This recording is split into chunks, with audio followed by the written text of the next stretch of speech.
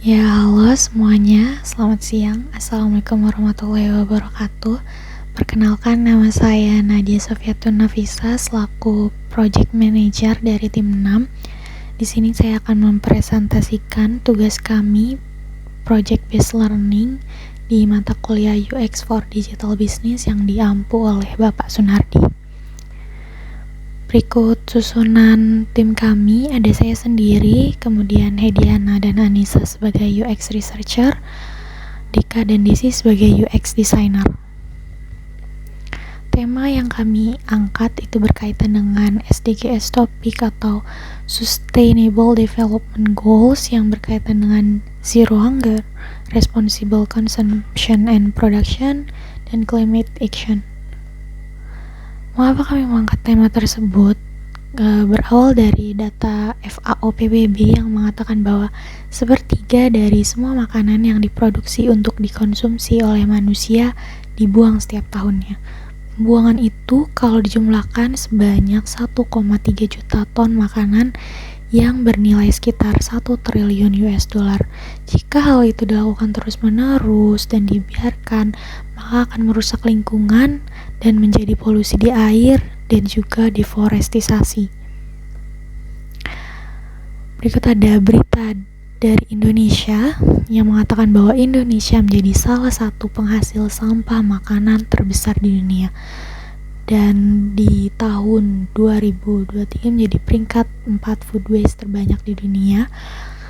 Sampah makanan Indonesia itu mencapai 330 triliun rupiah jika diuangkan. Kemudian berita internasional yang berkaitan dengan dampak dari food waste terhadap perubahan iklim dan juga gas rumah kaca. Kemudian tentang bahwa di dunia ini ada 900 juta ton makanan yang dibuang setiap tahunnya. Dari latar belakang tersebut, kami mencoba mewawancarai 3 persona. Persona pertama itu ada Andi, berusia 25 tahun, bekerja sebagai wirausaha pemilik kafe di lokasi Pekayon, Jakarta Timur. Andi ini menjual kopi dan makanan ringan di kafenya. Kemudian ia sering menyetok untuk makanannya itu di siang hari, kemudian dipajang di buffet, dan jumlah pengunjungnya itu tidak menentu. Jadi sering ada stok berlebih, ada sisa makanan yang sering dibuang karena makanannya itu tidak tahan lebih dari 48 jam. Lebih dari 48 jam, maka makanan itu tidak fresh dan tidak layak untuk dijual dengan harga yang sama kepada pembeli. Kemudian persona kedua ada Cindy Septiani, usia 23 tahun, sebagai purchasing staff di Cakung, Jakarta Timur. Ia tinggal sendirian di kosan tempat kerjanya karena ia merupakan perantau dari Sukabumi. Memiliki pendapatan sekitar 5 juta sampai 6 juta per bulan. Dia bekerja dari Senin sampai Jumat, bahkan seringkali lembur di akhir pekan hingga 10 jam. Ia tidak memiliki waktu untuk memasak dan ia juga sering mengirimkan uang kepada orang tuanya, sehingga ia memiliki pengeluaran yang terbatas, budget yang terbatas untuk pengeluarannya sehari-harinya. Kemudian persona ketiga ada Sarah, berusia 32 tahun, bekerja sebagai Key Account Manager Associate dan juga merupakan seorang ibu di Bekasi, Jawa Barat.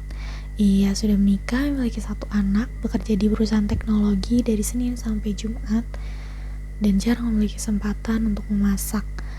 Ia juga memiliki kepedulian terhadap lingkungan dan up to date terhadap perkembangan teknologi karena ia bekerja di perusahaan teknologi.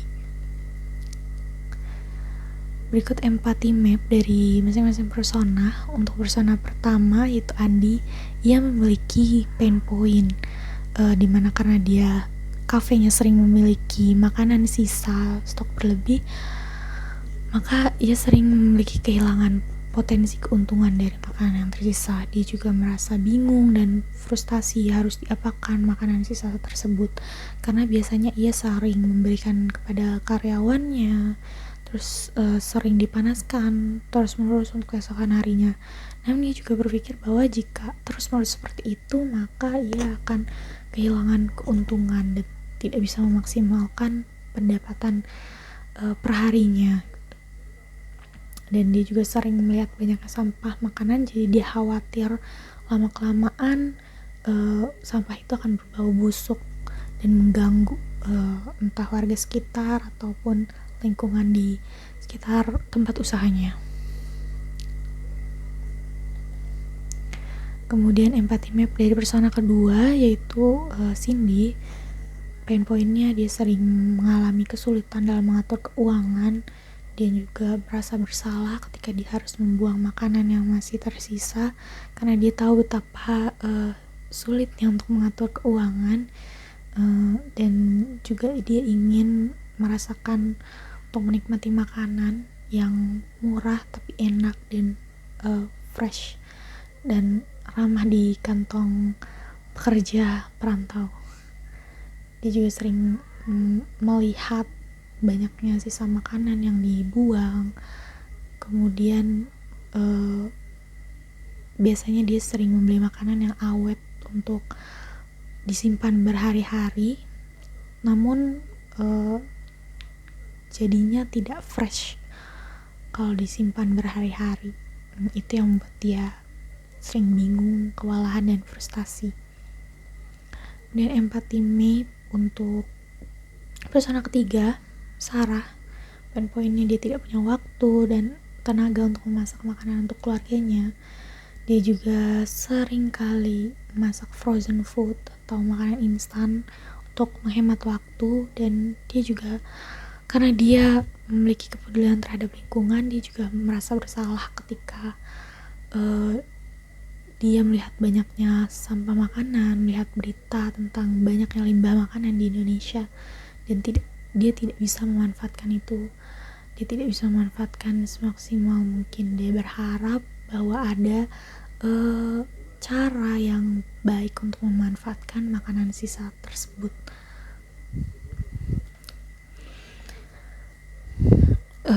Kemudian ada analisis root cause 5 why. Mengapa Indonesia menjadi penghasil sampah makanan terbesar setelah Arab? Pertama, karena kebiasaan buruk masyarakat Indonesia yang masih sering tidak menghabiskan makanan.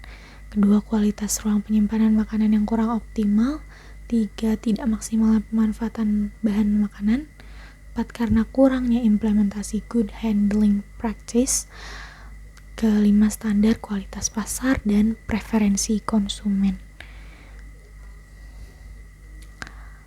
Our best solution dari kami ingin mengembangkan aplikasi yang dapat memanfaatkan makanan sisa atau stok berlebih, stok surplus dengan harga yang murah, sekaligus kita bisa menyelamatkan lingkungan dari limbah makanan. Aplikasi ini memudahkan pelanggan untuk mencari dan membeli makanan yang enak tapi murah dari berbagai penyedia makanan seperti grosir, kafe, restoran, hotel, dan lain sebagainya. Aplikasi ini dinamai aplikasi Live Love, merupakan platform yang membantu bumi dalam mengurangi sampah makanan serta menawarkan kemudahan untuk mencari makanan yang enak dan murah. Kompetitor kami di Indonesia itu ada Surplus. Surplus ini merupakan platform digital yang menyediakan layanan untuk menyelamatkan makanan berlebih. Dia menyediakan makanan dari berbagai restoran, kafe, atau toko roti. Dia bisa diunduh di Google Play Store maupun App Store. Berikut contoh interface dari aplikasi Surplus.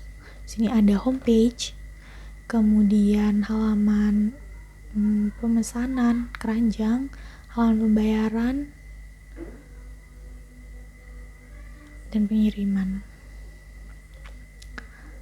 Dari kompetitor benchmark itu, kami menganalisis kembali dengan scamper analisis. Poin pertama ada poin substitute, mengganti daftar menu konvensional dengan kategori tersusun secara digital. Kemudian combine, mengkombinasikan aplikasi dengan layanan pengiriman.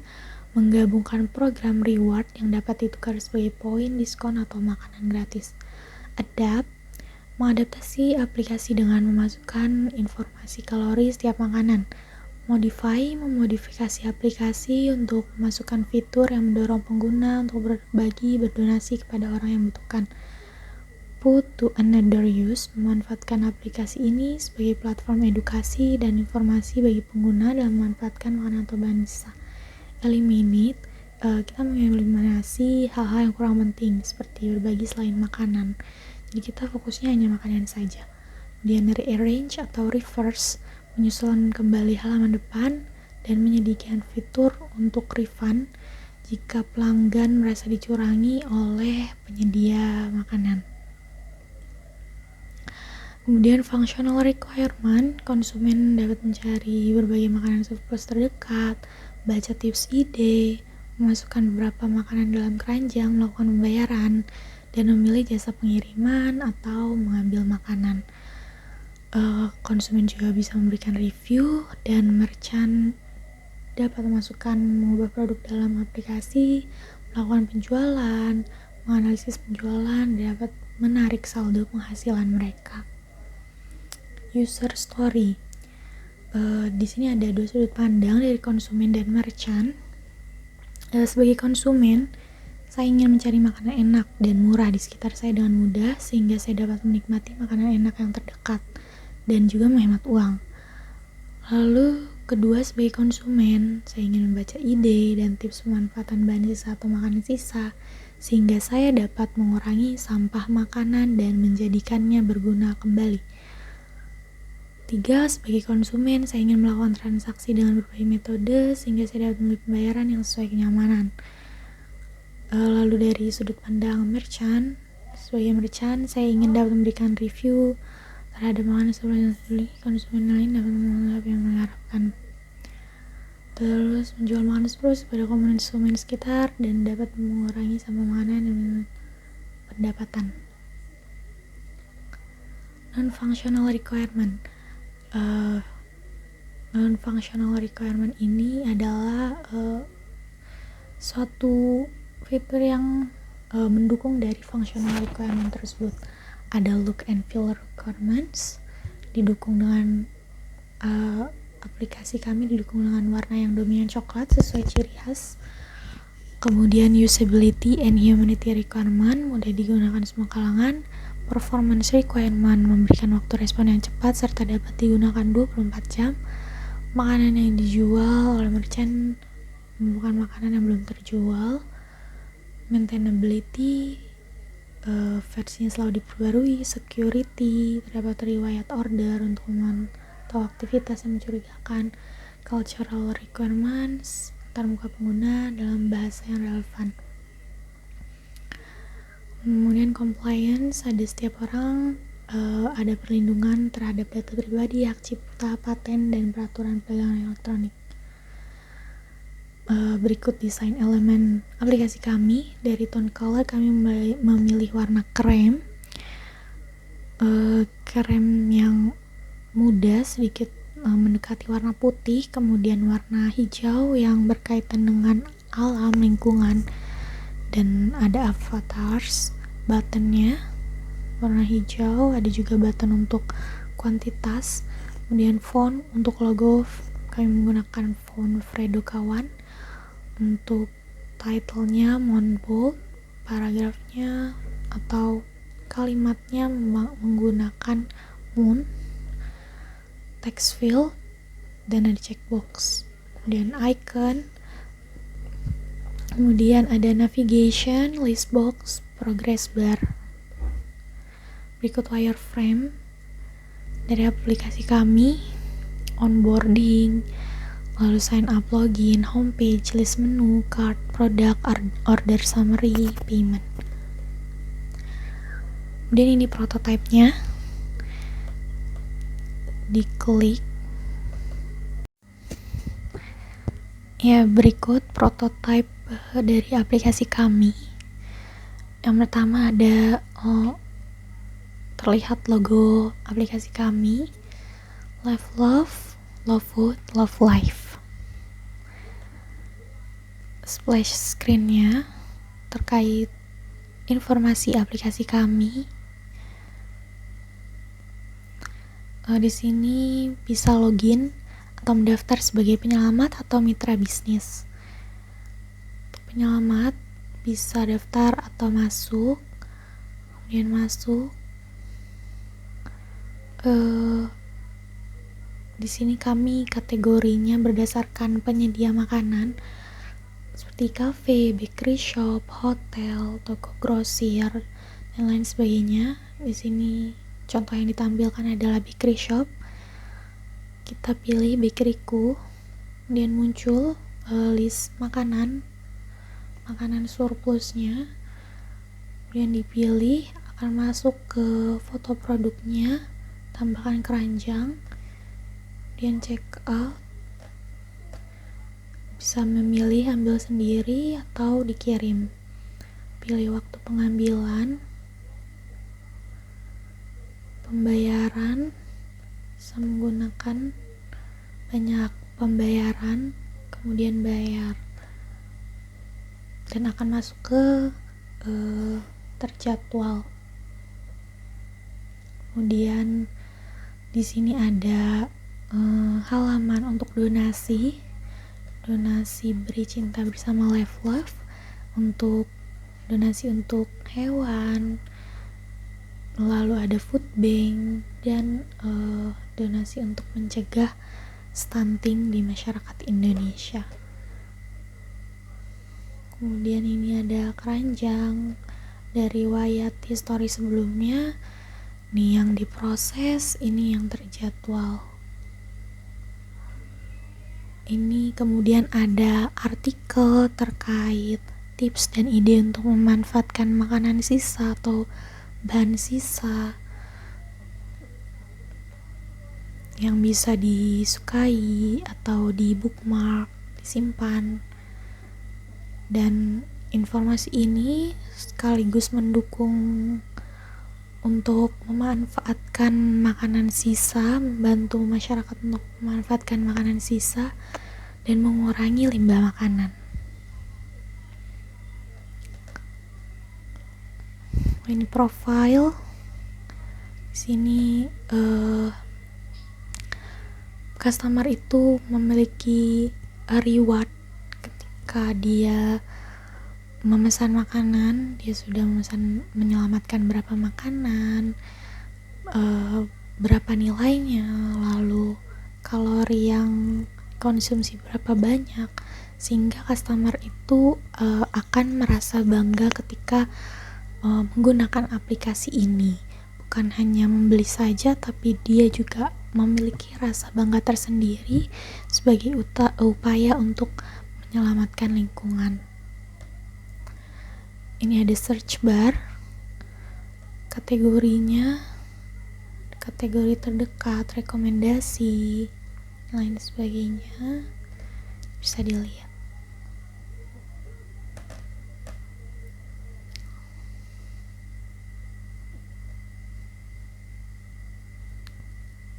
Oke, untuk bagian customer atau penyelamat. Kemudian ini mitra bisnis, bisa masuk.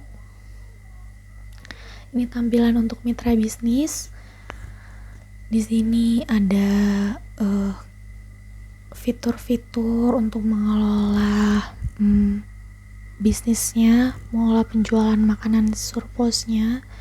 Ada produk untuk memasukkan atau mengubah produk, kemudian melihat review, lalu ada saat bantuan keuangan untuk melihat saldo penghasilan dan lain sebagainya.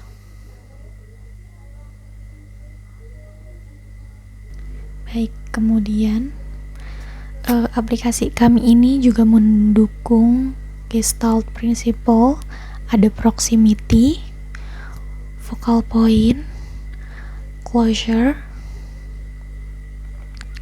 dan kemudian common region, similarity di halaman pendaftaran, kemudian ada continuity, dimana ada alur yang berkesinambungan saat memesan makanan, dari menambahkan ke keranjang, check out, memilih pembayaran. Kemudian ada affordance, yaitu explicit affordance. Di halaman pendaftaran secara eksplisit terdapat, kita sudah melihat ada tombol daftar, kemudian metafora affordance yang diwakili oleh icon-icon, kemudian hidden affordance, ada list, drop list terkait pengambilan jadwal pengambilan makanan. Oke, kemudian di aplikasi tersebut kami merangkum customer journey map. Dari kolom awareness customer journey map ini kami hanya mengambil satu sampel, yaitu Sarah. Ada kolom awareness, customer actionnya mendengar tentang aplikasi makanan surplus, melihat di sosial media, touch pointnya sosial media, mulut ke mulut, emosionalnya itu curious atau penasaran, pain pointnya dia tidak punya waktu dan energi untuk memasak, solusinya aplikasi makanan yang memungkinkan membeli makanan siap saji dengan harga terjangkau. Considerationnya mencari penilaian dan informasi tentang aplikasi makanan surplus, touchpointnya Google, website, sosial media. Customer experience-nya ada emosionalnya, dia merasa masih penasaran dan juga bertanya-tanya gitu. Terkait itu, pain points-nya dia tidak yakin apakah aplikasi ini emang bagus, apakah makanannya enak. Kemudian solusinya kita harus membuat dengan jelas manfaat aplikasi, cara kerjanya, jenis-jenis makanan yang disediakan. Lalu di kolom decision, Sarah ini mulai mendownload aplikasi di Play Store. Emosionalnya dia senang, penuh harap. Kemudian pain points-nya dia masih khawatir tentang kualitas aplikasi dan makanannya, tetapi dia antusias untuk mencobanya karena di latar belakangnya dari dia yang memiliki kepedulian terhadap lingkungan. Solusinya permudah dalam mengunduh aplikasi, berikan instruksi, informasi yang jelas. Use-nya dia akhirnya menggunakan aplikasi tersebut, sudah login, daftar, menelusuri daftar makanan di aplikasi, melakukan pembelian. Touch points-nya di aplikasi atau search bar. Customer emosionalnya dia merasa senang, lega gitu, karena dia sudah bisa melihat dan melakukan pembelian di aplikasi tersebut. Pain points-nya dia tidak tahu mau masak apa, mau makan apa. Oleh karena itu dia mencari, dan solusinya sediakan berbagai pilihan makanan yang sehat dan terjangkau, permudah pencarian dan informasi yang jelas. Di kolom loyalty, customer itu mulai melakukan pembelian terus menerus, lalu hingga merekomendasikannya kepada orang lain. Touch points-nya itu order page, reward user. Emosionalnya dia merasa senang, puas, happy. Pain points-nya untuk saat ini tidak ada pain points karena masih puas terhadap layanannya. Solusinya terus pertahankan layanan yang baik, meningkatkan fitur-fitur baru dan tingkatkan bonus dan reward. Kemudian ini ada journey map dari business partner, yaitu Andi. Di kolom awareness, customer action-nya dia melihat iklan tentang aplikasi makanan surplus di ads sosmed, di konten-konten sosmed. touch points-nya di sosial media. Emosionalnya dia curious, penasaran, sama seperti customer tadi. Kemudian pain points-nya dia khawatir terkait sisa makanan yang akan terbuang percuma dan potensi kerugian, kehilangan keuntungan dari makanan sisa di kafenya tersebut. Solusinya membuat aplikasi makanan surplus yang menghadirkan peluang untuk menjual kelebihan stok, untuk mengurangi pemborosan dan berpotensi meningkatkan keuntungan. Di kolom consideration itu dia mulai mencari penilaian tentang aplikasi makanan, review dari orang lain, membandingkannya dengan aplikasi lain yang sejenis. Touch point-nya ada website, online forum. Emosionalnya dia mulai berharap tapi masih skeptis, masih curiga, berhati-hati. Pain points-nya dia khawatir tentang keandalan si aplikasi ini, kemudahan penggunaan dan dampak potensial pada reputasi kafe. Solusinya kita harus beri informasi yang jelas terkait fitur-fitur aplikasi, penilaian positif dari pengguna yang sukses menggunakannya supaya dia mulai tertarik untuk menggunakan aplikasi tersebut. Decision-nya dia mulai mendownload aplikasi tersebut di Play Store. Emosionalnya dia senang, dia mulai penuh harap. Pain points-nya dia bingung dengan fungsi fiturnya, tidak yakin tentang alur penjualan. Solusinya kita berikan instruksi dan informasi yang jelas, customer service yang siap membantu. Di kolom use dia mulai menggunakan aplikasi tersebut, mulai membuat daftar makanan-makanan surplus dari kafenya dan mengelola penjualan di platform. Touch point-nya aplikasi, list produk. Emosionalnya dia puas, dia senang, dia lega karena akhirnya ada aplikasi yang bisa menjual makanan sisa dari kafenya.